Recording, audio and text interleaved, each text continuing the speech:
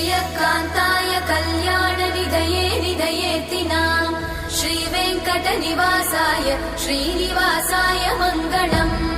लक्ष्मी सविभ्रमालोकसुभ्रूविभ्रमचक्षुषे चक्षुषे सर्वलोकानां वेङ्कटेशाय मङ्गलम् श्रीवेङ्कटाद्रिशृङ्गाग्रमङ्गलाभरणाङ्ग्रये मङ्गलानां निवासाय श्रीनिवासाय मङ्गलम्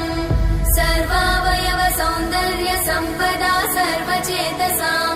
सदा सम्मोहनायास्तु वेङ्कटेशाय मङ्गलम् नित्याय निरवध्याय सत्यानन्दचिदात्मने सर्वान्तरात्मने श्रीमद् वेङ्कटेशाय मङ्गलम् स्वतः सर्वविदे सर्वशक्तये सर्वशेषिने सुलभाय सुशीलाय वेङ्कटेशाय मङ्गलम्।